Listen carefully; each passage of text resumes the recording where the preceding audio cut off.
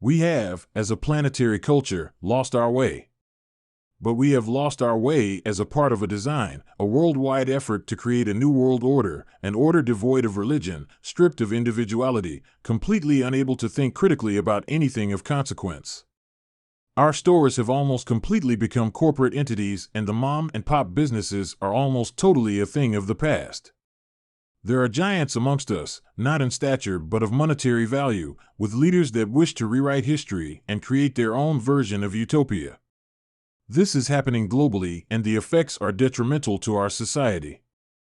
The plan is in action, and the global society will collapse in order for the planetary society, the ultimate one world order, to take control, for when they do, they will be interpreted as being the saviors, the world's most powerful, helping everyone from utter destitution. Do not believe them. Do not fall for their lies. Take your life back. Reduce their control. One of the culprits in this design is in the form of cancel culture.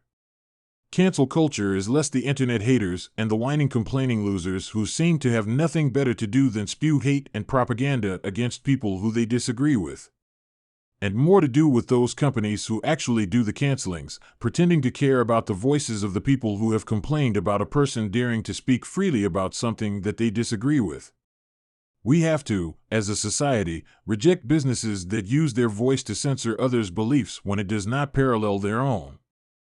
We need to use our voice to also protect ourselves from agendas that are harmful to our society, ideas that divide us by ignoring individuals in place of the lies about people being told that they only exist within our society as a part of a group. You are not important because you are in the LGBTQ+ community. What defines you is not your race, it is not your gender, it is not your political affiliation. What defines you, and the only important thing that matters, is the content of your character. There is no truth to the critical race theory. The entire premise is one that is, to its core, racist ideology. Critical race theory tells us that our entire worth is based on race. If you are white, then you're the oppressor, anything else and you're the oppressed. The entire theory is based on a racist philosophy and completely ignores individuality. When a company begins talking about reparations, then they are really trying to create an appearance of caring about people who have bought into the idea that their importance is not within their individuality but as part of a racial identity. There can be no reparations for past injustices.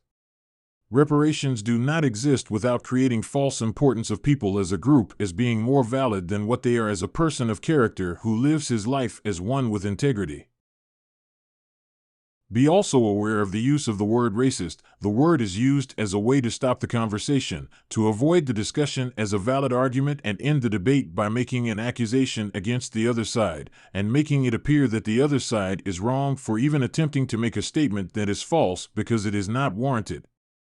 This tactic is one that some people use when they don't have any other option because they feel that the possible truths are being presented and acknowledging those truths would in an instant be the catalyst that would prove them false. Another important distinction is that racism is not a white condition. Regardless of race, if you are discriminating against a person based solely upon their race, then you are racist. Also, there is no such thing as reverse racism. The term racism does not discriminate. If you are basing your opinion on a person based on race, then you are racist, period. I have lost count of the amount of race baiters on news shows that are constantly throwing verbal attacks at white people and saying that white people are the problem and then saying that they can't be racist because they are not white. These racist conditions are also a major part of the plan that has been implemented in part by those factions who are pushing the agenda to inevitably develop the societal system that will ultimately lead to the demise of our society and the commencement of the New World Order. These plans have been implemented on a global scale. When, no matter where you turn, you hear the same messages, the same revelations and thoughts about how we should think about certain issues and how, if we don't agree with the status quo, then we are the problem and we need to be dealt with. When you see that much coverage and the message is always the same, even across continents, then understand that it requires a lot of work and money to push any agenda forward through to the masses. This global positioning is being funded very strongly and will be very hard to avoid. This will be very difficult to push back against. One thing that every citizen can do that may reduce the effect on the plan. Choose where you spend your money. This is not a simple task, but it is effective. In recent months, it has been shown that when people collectively decide that they are not in favor of an agenda, then the power of the purse can and does have a huge impact on a company's bottom line. Note, this is not a form of cancel culture. This is not that because it is a non-agenda-driven narrative. The agendas being pushed by many companies is not healthy for our society, and it is important to note that many of these agendas are even detrimental to those who are told they are benefiting from. I want to make this crystal clear: everyone needs to be treated equally. Factors such as gender, race, ethnicity, religion, sexual orientation should not be considered as excuses to treat people poorly. Every person should be treated equally. The only thing that matters is the content of one's character.